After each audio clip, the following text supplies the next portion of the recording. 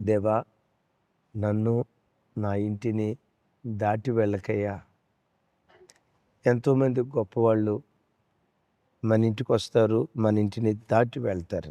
మన ఇంటిలోకి వచ్చేవారు కొందరు, మన ఇంటిని దాటి వెళ్ళేవాళ్ళు కొందరు. వారు రావద్దు అని కాదు నా అభిప్రాయం. ఓ మనుషుడు మన ఇంటికి వస్తే మనం పొందుకునేది ఎంతో నాకు తెలియదు, కానీ కొన్నిసార్లు పోగొట్టుకునేది ఎక్కువ. అలాగని మనుషుల రాకపోకలు వద్దు అని కాదు. ఎవరు నీ ఇంటిలోకి వచ్చినా, ఎవరు నీ ఇంటిలోకి రాకపోయినా, నీ ప్రాణప్రియుడు, నీ ఆరాధ్య దైవం యేసుక్రీస్తు వారు మనల్ని దాటి వెళ్ళకుండా, ఆయనే గనక మన ఇంటిలో అడుగు పెడితే, మనల్ని దర్శిస్తే, మన బ్రతుకులు ఎలా మార్చబడతాయో బైబిల్లో 3 దివ్యమైన సందేశాలు మీతో పంచుకుంటాను. ఒకసారి చూడండి. ఆదికాండం 18వ అధ్యాయం మొదటి 2 వచనాలు మీతో పంచుకుంటాను. ఆదికాండం 18వ అధ్యాయం మొదటి 2 వచనాలు. మరియు మమ్రే దగ్గరనున్న సింధూర వనములో అబ్రహాము ఎండవేళ గుడార ద్వారమందు కూర్చుని ఉన్నప్పుడు యెహోవా అతనికి కనబడెను. అతడు కన్నులెత్తి చూచినప్పుడు 3 మనుషులు అతని ఎదుట నిలవబడి ఉండిరి. అతడు వారిని చూచి గుడారపు వాకిటి నుండి వారిని ఎదుర్కొనుటకు పరిగెత్తి నేల మట్టుకు వంగి, ప్రభా, నీ కటాక్షము నా మీదనున్న యెడల ఇప్పుడు నీ దాసుని దాటిపోవద్దు. విన్నారా? అబ్రహాము బ్రతిమలాడుకుంటున్నాడు. అయ్యా, నేను నీ దాసుడను, నా ఇంటిని దాటిపోనివ్వకయ్యా. బ్రతిమలాడుకుంటూ ఉన్నాడు. ఆయన ఆశకు తగినట్లుగానే దేవుడు అబ్రహాము ఇంటికొచ్చాడు. ఇంటికొచ్చి అబ్రహాము ఇంటిని దర్శించిన దేవుడు అబ్రహాము ఇంటిలో ఉన్న కొదువును దేవుడు తీర్చాడు.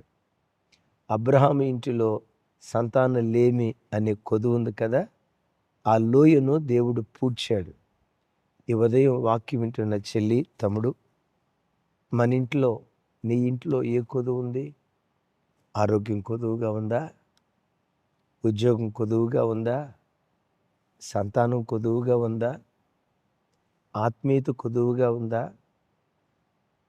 శాంతి సమాధానాలు కుటుంబంలో కొదువుగా ఉన్నాయా? ఆధ్యాత్మిక అనుభవాలు, ప్రార్థన జీవితం, పరిశుద్ధ జీవితం కొదువుగా ఉందా?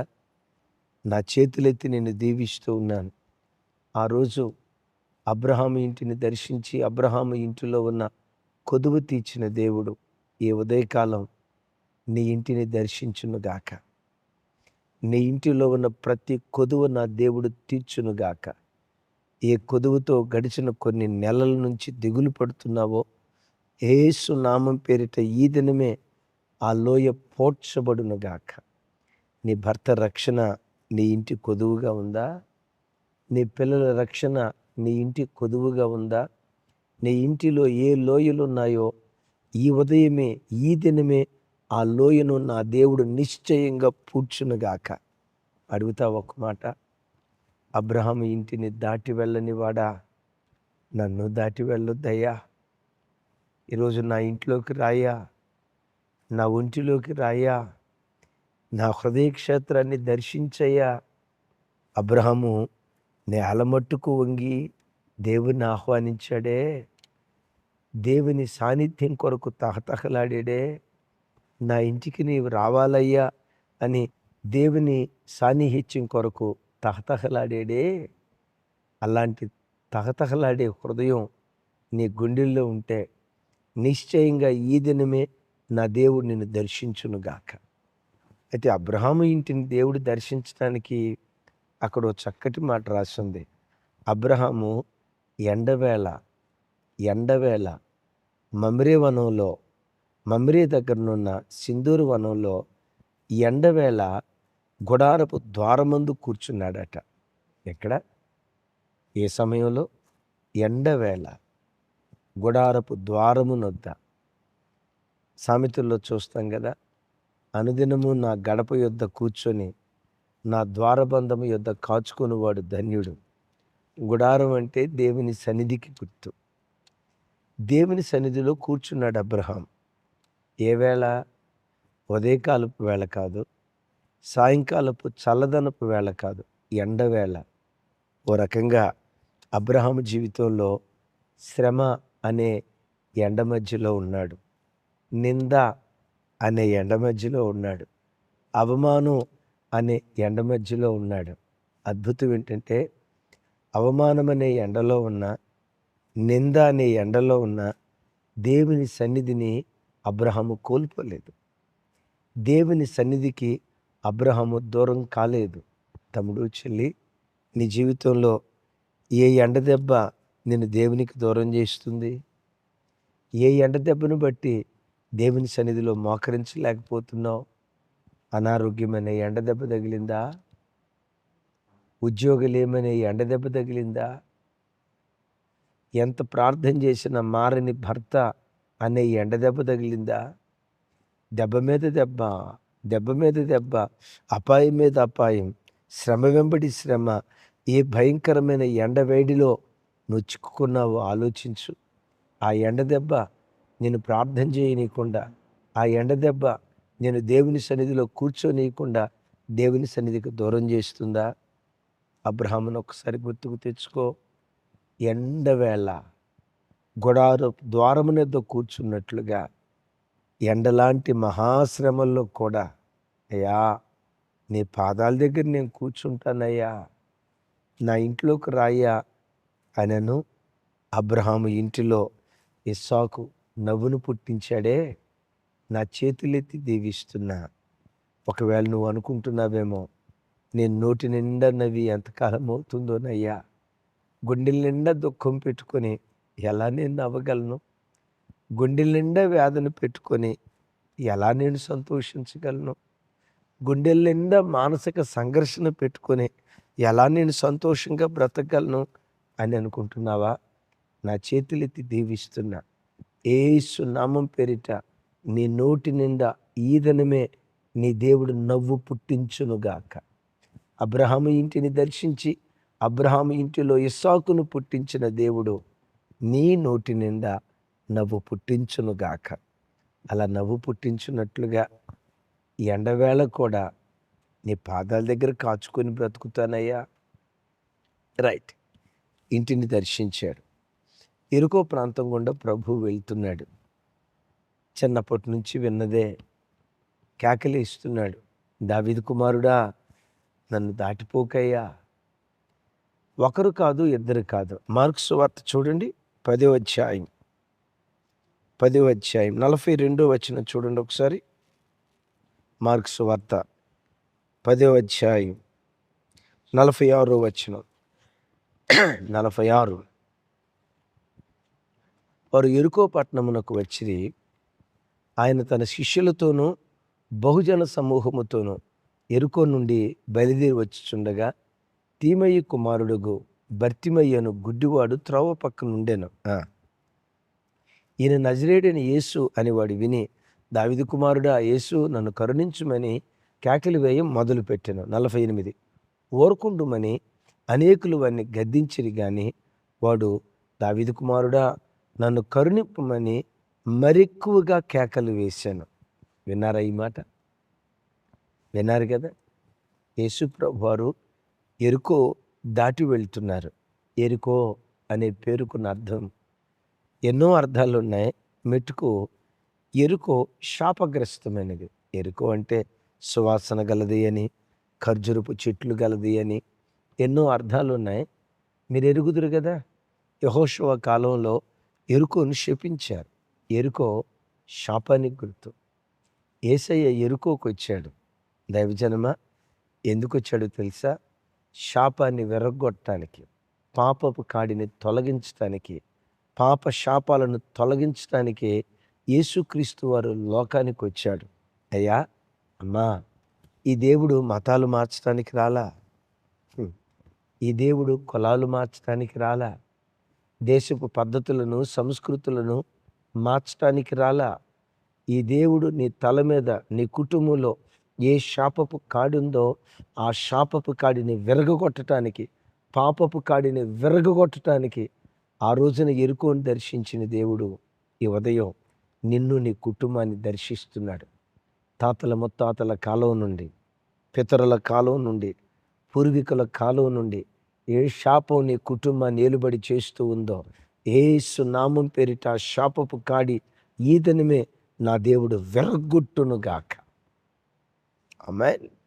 మంచిది. యేసుక్రీస్తు వారు యెరికో దాటి వెళ్తుంటే, అమ్మో! ఇంకా ఆయన దాటి వెళ్తే నా బ్రతికెట్లా? నా జీవితం బాగు చేసేదెవరు? ఈ శాపం తొలగించేదెవరు? అని త్రోవ ప్రక్కన కూర్చున్న ఆ గుడ్డాయన కేకలేస్తున్నాడు, దావీదు కుమారుడా నన్ను కరుణించు అని. అక్కడ ఒకళ్ళు కాదు, ఇద్దరు కాదు, బహుజన సమూహం ఉన్నారు. అయితే కొంతమంది అన్నారు, నువ్వు మౌనంగా ఉండు అని అతను నోరు నొక్కేయటానికి ప్రయత్నం చేస్తున్నారు. విచిత్రం ఏంటో తెలుసా? ఎవరో నోరు నొక్కుదామని ప్రయత్నం చేస్తే వాడు మరి బిగ్గరగా కేకలేశాడట. ఎంత బిగ్గరగా కేకలేశాడు? జనసమూహపు ఆ ధ్వని దాటుకొని యేసుక్రీస్తు వారికి వినబడే అంతగా కేకలేశాడు. విన్నారీ మాట? విన్నారీ మాట? వాళ్ళేమో గొంతు నొక్కాలని ప్రయత్నం చేశారు. ఆ జనసమూహపు ధ్వని దాటి యేసుక్రీస్తు వారికి వినబడేటట్లుగా వీడు మరి బిగ్గరగా కేకలు వేయటం మొదలుపెట్టాడు. తమ్ముడు, చెల్లి, నీ జీవితంలో కూడా దేవుని స్తుతించనివ్వకుండా సాతాను నీ గొంతుకు నొక్కేస్తాడు. కొంతమంది మనుషులు నీ గొంతుకు నొక్కేస్తారు. కొన్ని పరిస్థితులు నీ గొంతు నొక్కేస్తాయి. ప్రార్థించనివ్వు. ఎంత ప్రార్థన చేసావు? ఏమిచ్చాడు దేవుడు నీకు? ఇంత ప్రార్థన అవసరమా? ఇంతగా దేవుని స్తుతించాలా? ఇన్ని ఉపవాసాలు అవసరమా? ఇన్ని జాగరణాలు అవసరమా?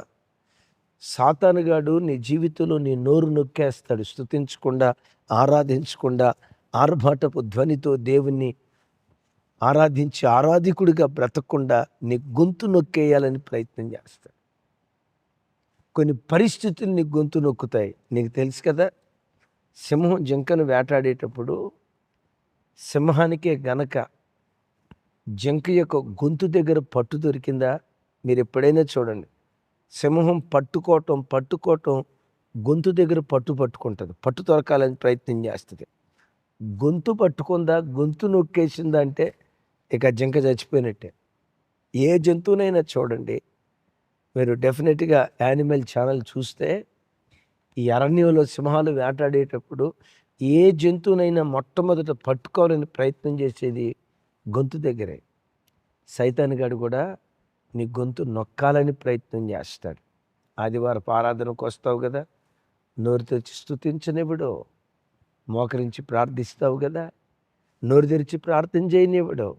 ప్రార్థన అని అంటంతో నిద్రమొత్తు, ప్రార్థన అని అంటంతో ఆవలింత, ప్రార్థన అని అనటంతో అనాసక్తి. ఎందుకు నీ గొంతు నొక్కివేయబడిందో తెలుసా? నువ్వు ఎక్కడ కేకలు వేస్తావోనని, నీ కేకలు విని ఎక్కడ సృష్టికర్త నిలిచిపోతాడోనని సైతానుగాడి భయం. అందుకనే నీ గొంతు నొక్కాలని ప్రయత్నం చేస్తున్నాడు. తమ్ముడు, నీ గొంతు నొక్కాడా? ఆ గుడ్డివాడిని గుర్తుకు తెచ్చుకో. మరి బిగ్గరగా కేకలేయటం ప్రారంభించాడు.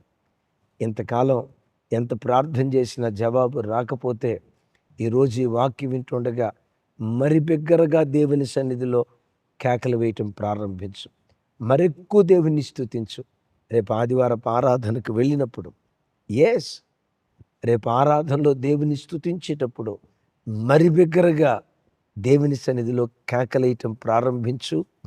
ఆ గుడ్డివాడి మీద ఉన్న శాపం కొట్టివేయబడినట్లుగా, యెరికోలో ఉన్న శాపం దేవుడు కొట్టివేసినట్లుగా ఈ దినం నీ కుటుంబం మీద, నీ పిల్లల మీద ఉన్న శాపం దేవుడు కొట్టివేయునుగాక. సహజంగా మనుషులుగా మనం గొప్ప ప్రార్థన అంటంతో యెహోషువ ప్రార్థన చేస్తే సూర్యచంద్రులు నిలిచిపోయారు. ఎంత గొప్ప ప్రార్థన అని అంటాం. నో డౌట్ అది గొప్ప ప్రార్థనే.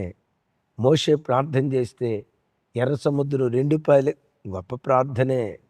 యెహోషువ యాజకులు అడుగు పెడితే యోర్దాను 2గా యోర్దాను నిలిచిపోయింది, గొప్ప ప్రార్థనే.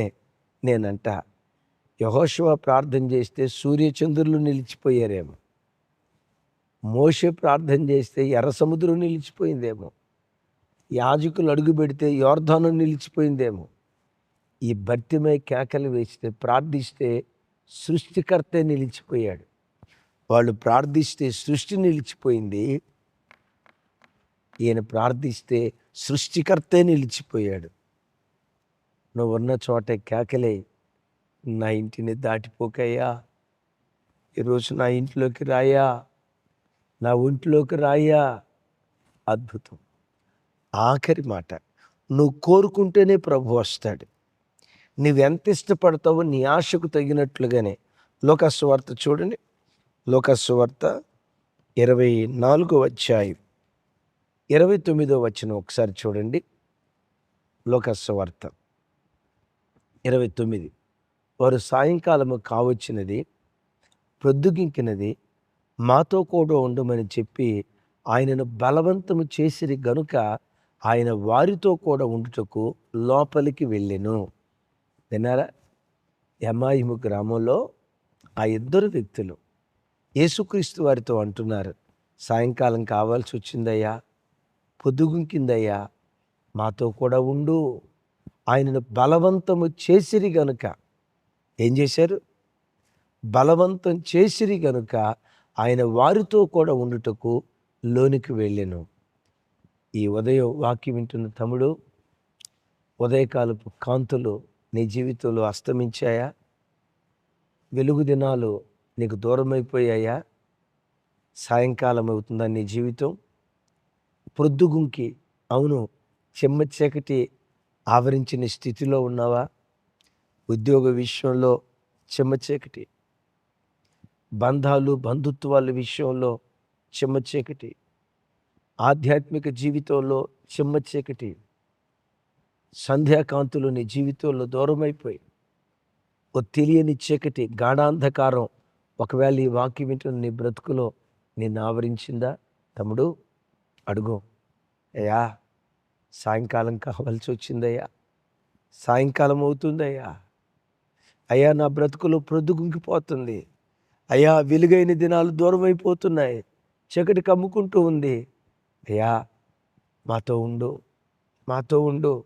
నువ్వుంటే చీకటిలో కూడా మాకు ధైర్యమే, నువ్వు మాతో ఉంటే దుఃఖంలో కూడా సంతోషమే, నువ్వు మాతో ఉంటే బలహీనతలో కూడా మాకు బలమే, నువ్వు మాతో ఉంటే అధైర్యంలో కూడా ధైర్యమే, నువ్వు మాతో ఉంటే భయంలో కూడా అభయమే. నువ్వు మాతో ఉండయ్యా. వాళ్ళు బ్రతిమలాడుకుంటున్నట్లుగా బ్రతిమలాడుకో.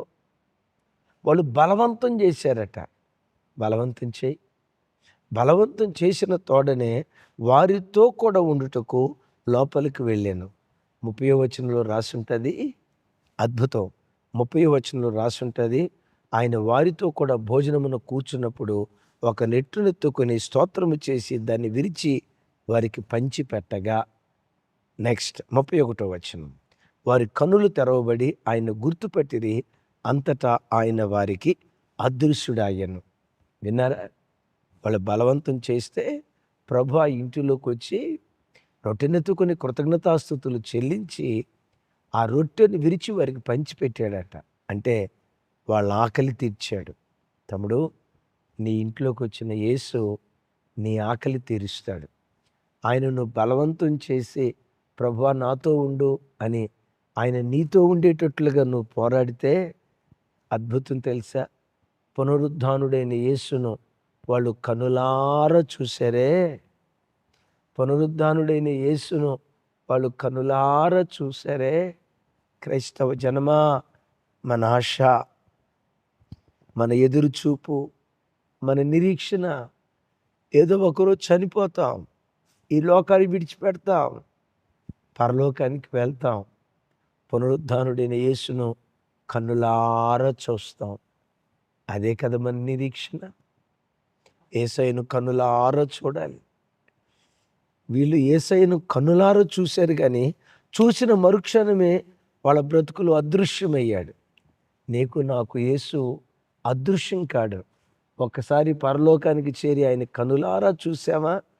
అలా చూస్తూ యుగాయుగాలు ఆయన్ని ఆరాధిస్తూ ఆయనతో కూడా ఉండే భాగ్యం కృపగల దేవుడు మనకు అనుగ్రహిస్తాడు. ఆమేన్. అందుకని అడుగుతావా? నువ్వు బలవంతం చేస్తేనే వస్తాడు.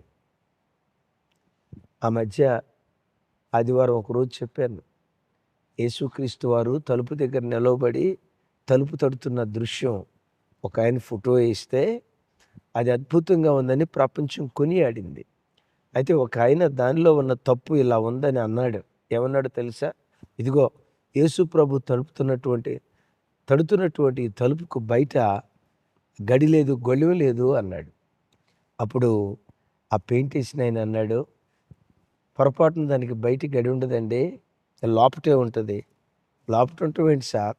ఏ తలుపుకైనా బయటే ఉంటుంది కదా గడి. అప్పుడు ఆయన అన్నాడట, యేసు ప్రభు వారు బయట మనం గడి పెడితే ఆయన తీసుకొని లోపలికి వస్తాడు. దేవుడెప్పుడు బలవంతంగా ఒకటి దగ్గరికి రాడు. లోపటి నుంచి తలుపు తీస్తేనే లోపలికి వస్తాడు. లోపటి నుంచి గడి తీస్తేనే లోపటి నుంచి బోల్ట్ తీస్తేనే ఆ ఇంటిలోనికి వస్తాడు. అంటే నువ్వు ఇష్టపడితేనే నీ దగ్గరకు వస్తాడు, కానీ బలవంతం చేసి నీ హృదయ గది నాకు తెలుసు, నీ ఇంట్లోకి వస్తా, ఇకపోతే నేను చంపేస్తా, బస్తీ మే సవాల్, రుబాబిగిరి చేసే దేవుడు కాదు. ఆమేన్. నీ ఇంటిలోకి రావాలంటే నీ హృదయపు వాంఛ దేవుడు చూస్తాడు. అబ్రహాము, నీ దాసుని ఇంటిని దాటిపోవద్దయ్యా. భర్తిమై, గుడ్డివాడిని కనికరించయ్యా. వీళ్ళు పొద్దుపోతుందయ్యా, చీకటి పడుతుందయ్యా, బలవంతం చేస్తే వాళ్ళ ఇంట్లోకి వచ్చాడే. నువ్వు కూడా ప్రభువుని కేకలేసి, నన్ను ఆవరించు పరిశుద్ధాత్ముడా, నా ఇంటిని ఆవరించు పరిశుద్ధాత్ముడా, నా సంఘాన్ని ఆవరించు పరిశుద్ధాత్ముడా అని పరిశుద్ధాత్మ సాన్నిహిత్యాన్ని కోరుకుందాం. పితరుల ఇంటిని దర్శించిన దేవుడు ఈ ఉదయం నీ ఇంటిని, నీ ఒంటిని నా దేవుడు దర్శించి నీ నోటి నిండా నవ్వు పుట్టించునుగాక, నీ శాపాన్ని కొట్టివేయునుగాక, నీ ఆకలి తీర్చునుగాక. పునరుద్ధానుడైన యేసును కన్నులారా చూసే భాగ్యం, ఈ 4 ఆశీర్వాదాలు ఈ దినమే దేవుడు మనకు అనుగ్రహించునుగాక. ప్రార్థన చేస్తారు, ఏకీభవించండి. సర్వశక్తి గల తండ్రి, సకల ఆశీర్వాదాలకు కారణభూతుడా, ఈ దినం మాతో మీరు మాట్లాడిన శ్రేష్టమైన మాటలకై స్తోత్రాలు. అబ్రహాం ఇంటిని దాటి వెళ్ళని దేవుడో, భర్తిమేని దాటి వెళ్ళని దేవుడో, ఎమాయిము గ్రామంలో ఆ ఇంటిని దాటి వెళ్ళని దేవుడో, ఈ దినం మా ఇంటిలోకి, మా ఒంటిలోకి ఆత్మస్వరూపిగా రమ్మని మిమ్మల్ని ఆహ్వానిస్తూ ఉన్నాం. ఎంతమంది అయితే ఈ ప్రార్థనలో ఏకీభవిస్తున్నారో ఒక్కొక్క ఇంటిని దర్శించయ్యా, నవ్వు పుట్టించయ్యా, శాపాన్ని కొట్టివేయ్యా, శాపపు కాడిని విరగొట్టయ్యా, ఆకలి తీర్చయ్యా. ప్రతి దినం మీ పునరుద్ధానపు శక్తిని అనుభవిస్తూ ఒకానొక దినం పునరుద్ధానుడైన మిమ్మల్ని కనులారా చూసే భాగ్యం నాకు, నీ ప్రజలకు దయచేసి మహిమ పొందమని ఈరోజు జరగబోతున్న ఉపవాస ప్రార్థన కొరకు, రేపటి దినాన ప్రపంచ దేశాల్లో జరగబోతున్న పునరుద్ధానపు ఆరాధనల కొరకు మిమ్మల్ని స్తుతిస్తూ యేసు నామం పేరిట ప్రార్థించి స్తుతించి పొంది ఉన్నాను తండ్రి. తండ్రి అయిన దేవుని ప్రేమ, కుమారుడైన యేసుక్రీస్తు వారి దివ్య కృప, పరిశుద్ధాత్మ దేవుని అన్యోన్య సహవాసం మనకు సకల పరిశుద్ధులకు సదా తోడయుండి నడిపించునుగాక. ఆమేన్. ఆమేన్. Thank you.